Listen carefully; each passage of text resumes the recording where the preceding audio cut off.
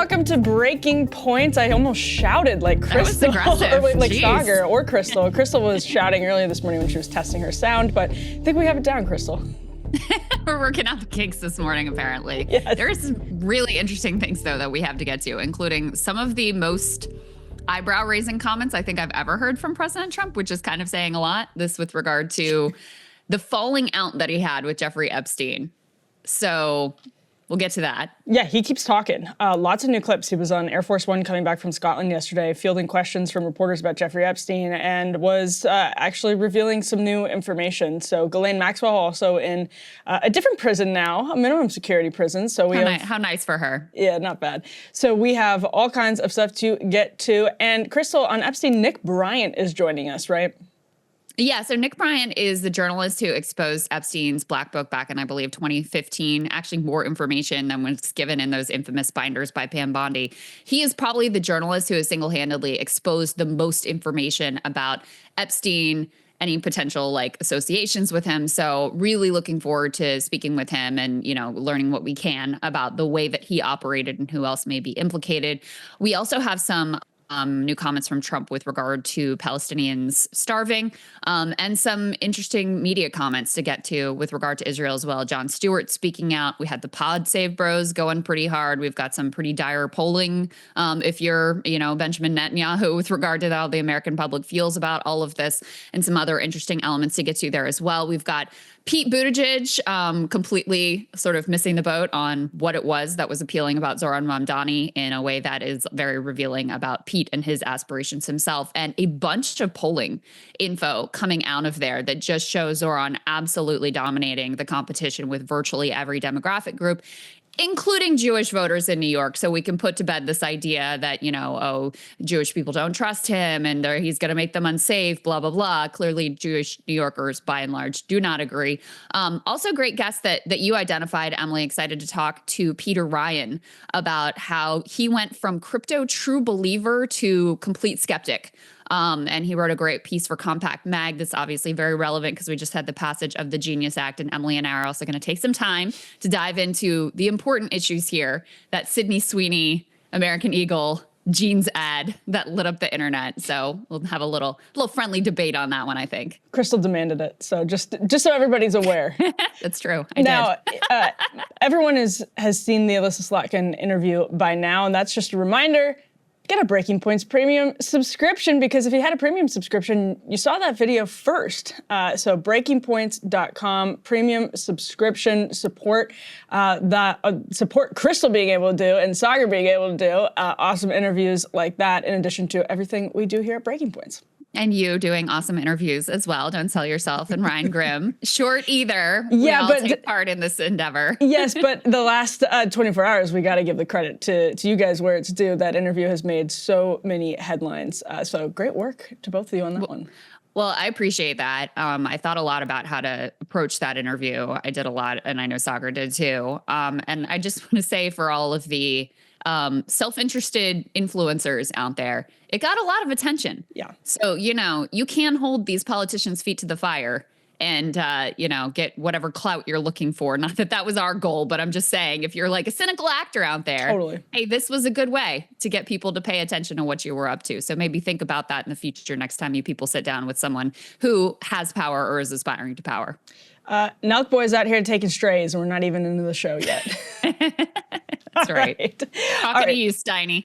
Yes. All right, let's dive into the news yesterday from Air Force One, where Donald Trump was fielding questions about his relationship with Jeffrey Epstein, and made one particular comment that we are going to just camp out on for a second because it's quite relevant. This is A1, Donald Trump talking about the Mar-a-Lago spa. Everyone knows the people that were taken, and it was the concept of taking people that work for me is bad, but that story's been pretty well out there, and the answer is yes, they were. Yes, they were. Yeah. What did they do? In the spa. Jobs. In the spa. Yeah, it's people that work in the spa. I have a great spa, one of the best spas in the world at Mar-a-Lago, and people were taken out of the spa, hired by him. In other words, gone. And other people would come and complain, this guy is taking people from the spa. I didn't know that. And then when I heard about it, I told him, I said, listen, We don't want you taking our people, whether it was spa or not spa. I don't want him taking people. And he was fine, and then not too long after that, he did it again, and I said, out of here. Mr. President, did one of those stolen, persons, does that include Virginia Jeffrey? I don't know. I think she worked at the spa. I think so. I think that was one of the people. Yeah. He stole her. And by the way, she had no complaints about us, as you know. None whatsoever. Okay, so what you just heard Trump say there is Epstein was stealing employees from the Mar-a-Lago spa, which he also very cleverly got an advertisement in for during this question, Krystal. He said, best spa in the world. So that's the new contention from Trump about their relationship, or that's the current contention from Trump about their relationship falling apart, is that Epstein was plucking people from Mar-a-Lago and hiring them. Trump was asked there about Virginia Giuffre, obviously one of the most high-profile Epstein accusers who recently passed. And Krystal, let's just take a look at this clip of Giuffre talking about her experience in the Mar-a-Lago spa. This is A2.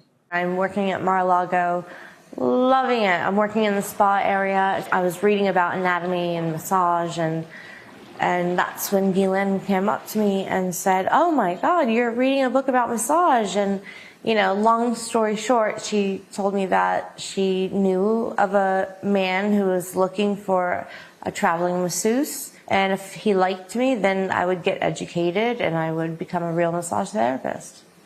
So yeah, it was dream of a lifetime until I got there, and the abuse was immediate. It has been reported that they would prey on young girls who were vulnerable. She could smell the vulnerability on a person. I told them a little bit about my past and how I'd been abused. So immediately it was like the Cheshire smile is what I call it. And I asked her, I said, why are you having all these girls come in and sleep with your boyfriend?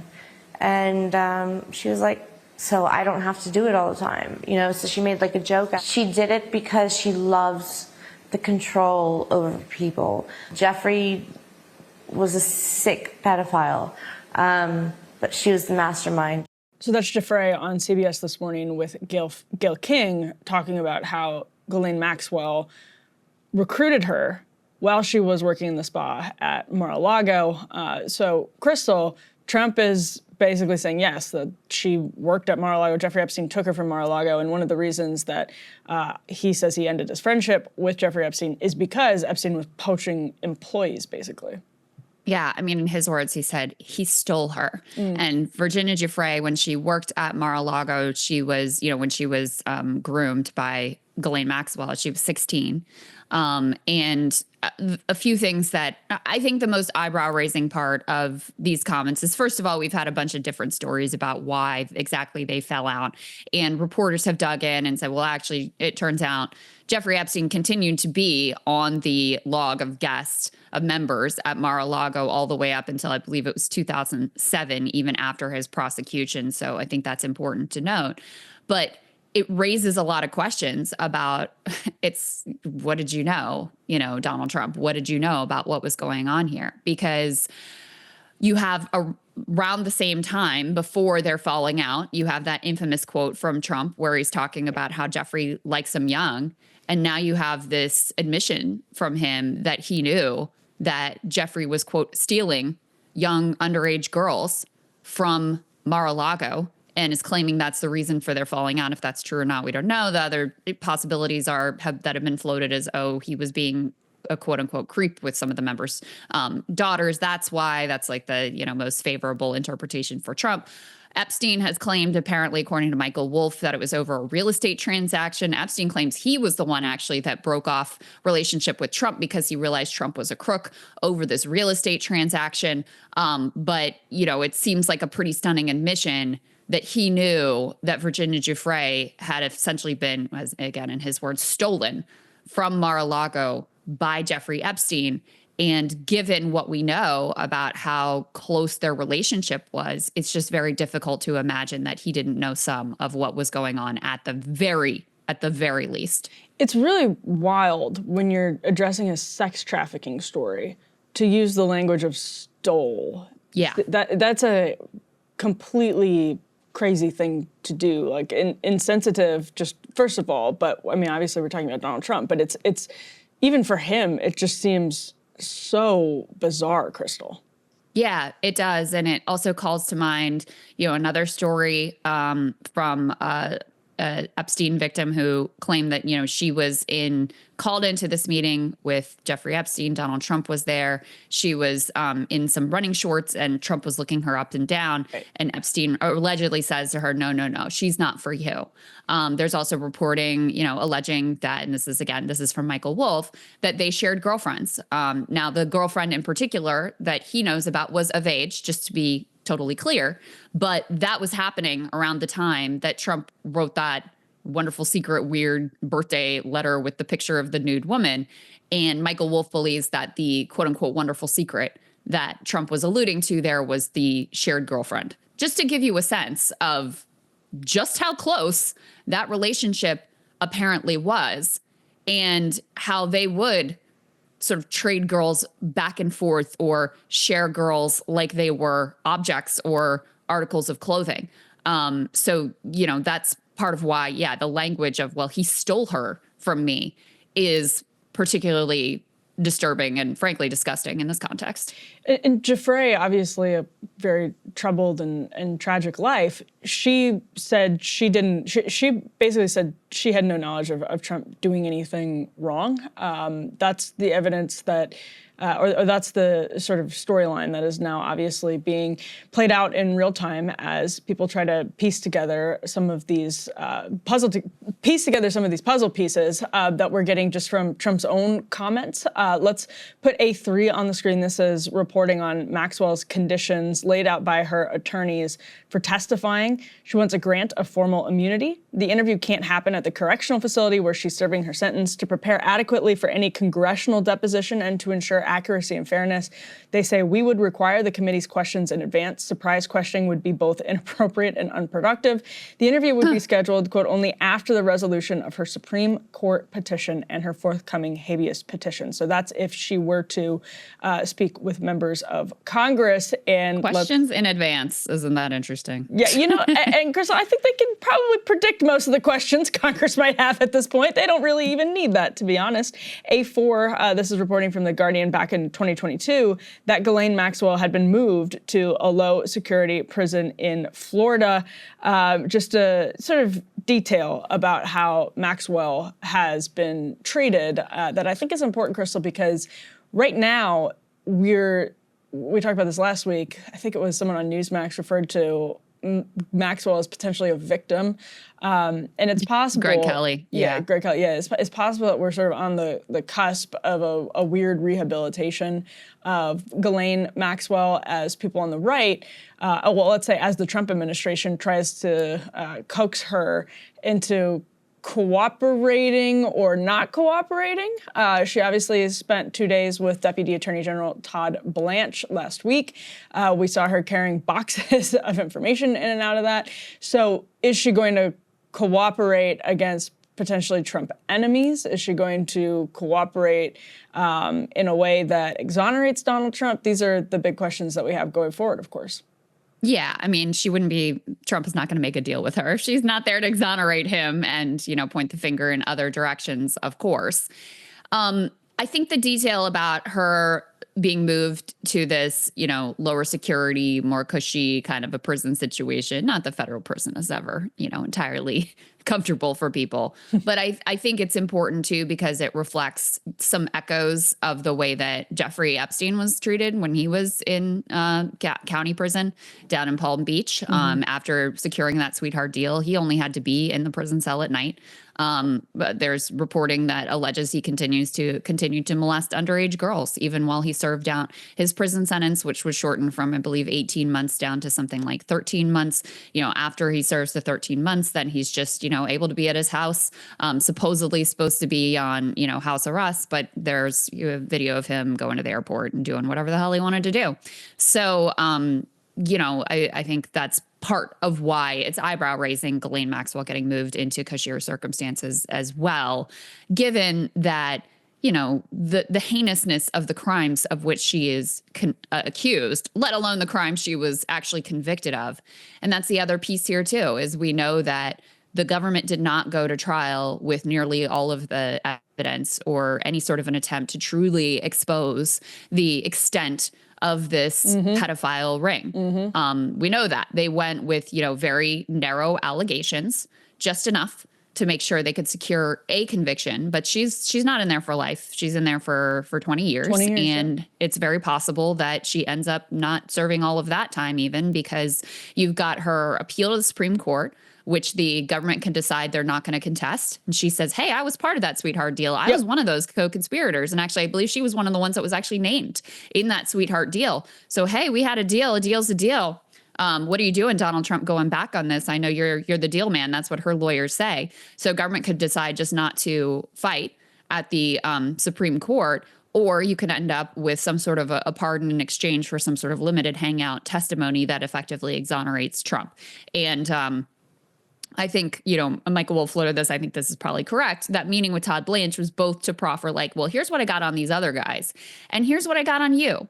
And so is it more painful for this information I have on you, Donald Trump, to come out, or is it more painful, you know, to take the political hit of pardoning a convicted sex criminal who is, by all accounts, you know, a monster who actually deserves to spend the rest of her life in prison, not just 20 years. Yeah, I mean, a couple of things that people forget. One is that Ghislaine Maxwell is accused by many of the women of actually participating, not just grooming, right? She gets thought of as this sort of caricature grooming type, and she definitely was doing all of that. But in addition, she is accused also of participating in the abuse, in the sexual abuse of women. So on top of that as well, the other thing I wanted to mention is the Supreme Court appeal is really serious because I went back and was reading Maxwell's suits and reading her appeal.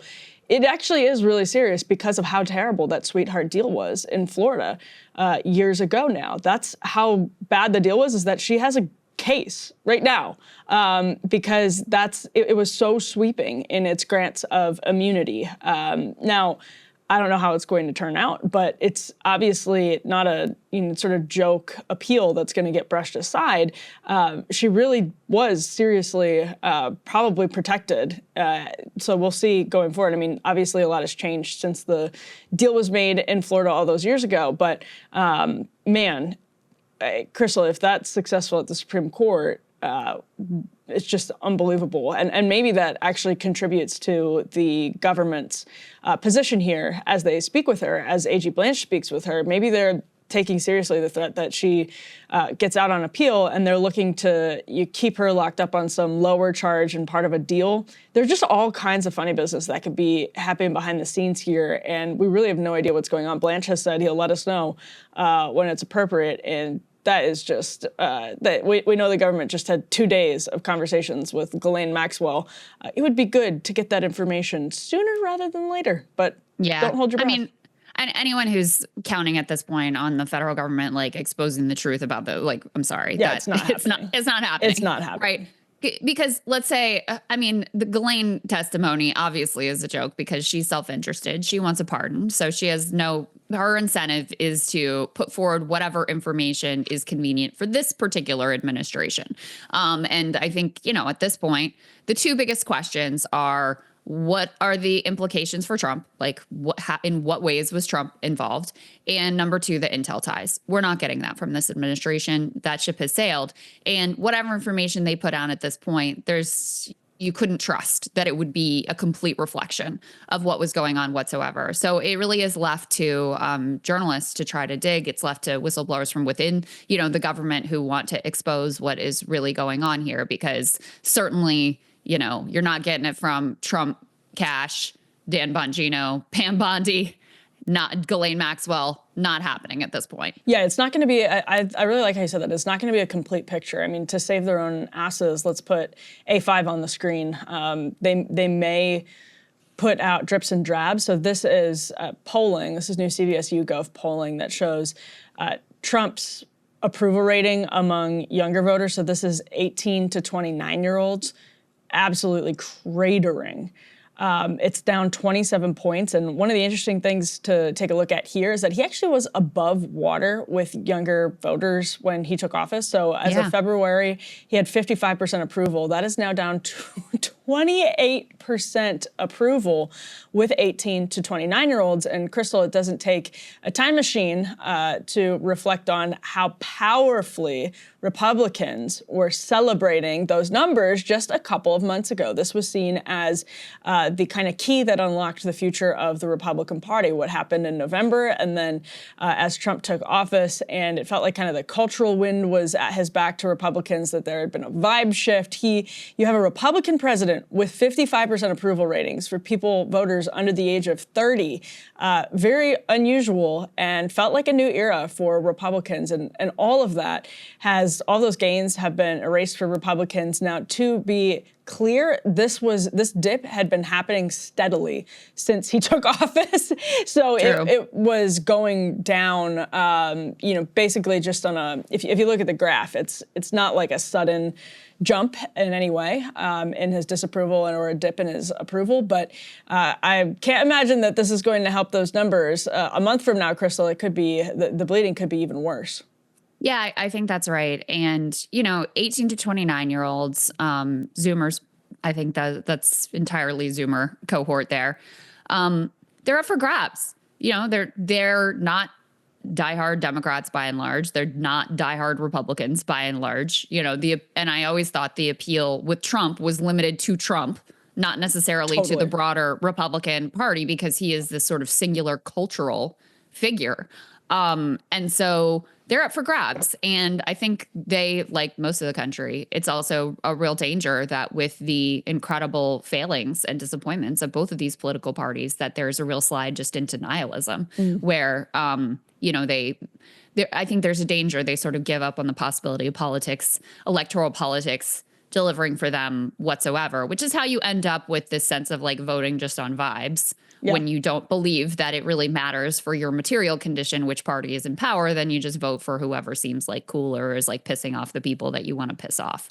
So, I think it's very interesting, important, and relevant, the shift among young voters. And then we're going to talk later in the show about how enthusiastic young voters are about Zoran, and young men in particular. He's winning young men in these polls by he's getting 85% of young men in New York City. So again, it just shows you the anti-establishment, the desire for change, for true change, and the desire for, true sort of anti-establishment politics among a younger generation that is being shut out of, sort of normal trajectories to basic prosperity in this current status quo. Well, in New York City is obviously also one of the places that Republicans are really excited to see a change among anti-establishment younger voters from different minority groups. And now I bet there are some Trump Zoran voters. In fact, actually, when we talked to Zoran at this point, it was November. So I think it was later in November or early December. He had just been out on the streets talking like AOC had done after the election to people who voted for Trump, who may be up for grabs for him. And I don't think it's crazy to imagine that he snatched some of them, Krystal, at all. Yeah, no, not at all. And I have to say, and this does obviously connect to Epstein, Israel is becoming a real lightning rod sort of litmus test among these types of voters, because it stands in for, are you an independent person? Do you have principles? Are you willing to go up against entrenched interests? And so if you're towing the AIPAC line on Israel, you are automatically going to be greeted with skepticism from the vast majority of young, unaffiliated voters. And so, I think we see that it's certainly in the Democratic Party, but we really see that becoming an important signaling and dividing line within the American electorate in a way that I think politicians haven't wrapped their head around. Because if you ask people, what's your number one issue? Very few people are going to say Israel-Palestine. But I think it's become this sort of litmus test gatekeeping issue where if you can't get past that hurdle of showing you have some level of independence principle and just like basic morality, then people are not really going to hear you on whatever is the rest of what you're trying to sell them. You know, the way you just put that, I think applies almost exactly to Epstein, because it is a litmus test question for people who followed it closely, which is in a lot of cases like the younger cohort, because a lot of these documentaries, I mean, everybody cares about this, but nobody's going to say that it's their top issue that they're voting on, just like you mentioned, Krystal, in that case. But it is sort of a key vibe litmus test. If you're being, and it may sound ridiculous to people like us who are cynical, but it is that type of test as to whether you are being authentic, whether you're being genuine, if you can't come to the table and open up about Epstein. And this was, I think, for Kash Patel and Dan Bongino and others on the right who are now having to face what the administration is actually doing, even Pam Bondi. Right. They understood that looking like you cared about the Epstein case. And by the way, I think they did until they got into government. I don't know about Pam Bondi, but I think Dan Bongino and Kash Patel, they were ready to expose the deep state and went into the deep state and realized that that's a little bit harder than it seems, because some of your own people are going to be implicated. There's no question about it. And they sort of understood that because it's a litmus test, you can get out ahead of it and pass with flying colors by saying, I'm like getting to the bottom of this. And then for that to be kind of baked into the anti-establishment cake, which the Epstein case absolutely was, and to fail the litmus test is just, I think it's devastating to, and I'm not saying this in a goofy way, I think it's devastating to the vibes. Like, it's devastating to the cultural momentum that Republicans thought that they had. And again, like, cynically, I think both of us would have predicted that was never going to actually last. But you are going to see, I think you are going to see some information be released from the Trump administration that is described as or framed as revelatory and framed as solving the case and revealing new details and being transparent in the name of full disclosure and all of that. But at this point, Krystal, I think it's pretty clear there's no benefit of the doubt. There's no benefit of the doubt whatsoever. This is not going to be. You can't trust that any of it's complete. They've lost it. It started with the binders. Now there's the video. There's the flip-flops, and we're going to get to the video actually with Nick Bryant as well, because there's new details on that front. Yeah, and just really quickly, last thing before we get to Nick, just to clearly draw out the connection I was claiming between, the issue of Israel and the issue of Epstein.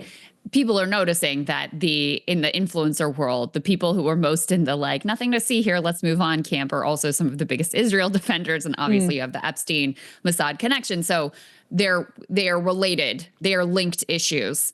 And so I don't think it's a surprise that in, anti-establishment circles, which is a broad swath of American society at this point, that these two things are connected, and both of them serve as these sort of litmus tests of whether you are honest, truthful, principled, and not captured by entrenched interests that are going to keep you from truly, serving people and doing what you claim that you're there to do. Well, and I think it's the other way around as well, in that some of the staunchest defenders of Israel have said, okay, the people asking questions about Jeffrey Epstein are also the staunchest opponents of Israel. So I no longer care about the Epstein case, or this is all sort of, the Epstein case is just smoke and mirrors, which is also a really unfortunate situation for everybody who cares about getting to the bottom of this case and understanding exactly, first of all, getting justice for the victims and understanding the way that our government and our foreign policy actually works. Yeah, that's right. All right, let's go ahead and bring in Nick Bryant now to help us break down this story further. Hey, if you like that video, hit the like button or leave a comment below. It really helps get the show to more people. And if you'd like to get the full show ad-free and in your inbox every morning, you can sign up at breakingpoints.com. That's right. Get the full show, help support the future of independent media at breakingpoints.com.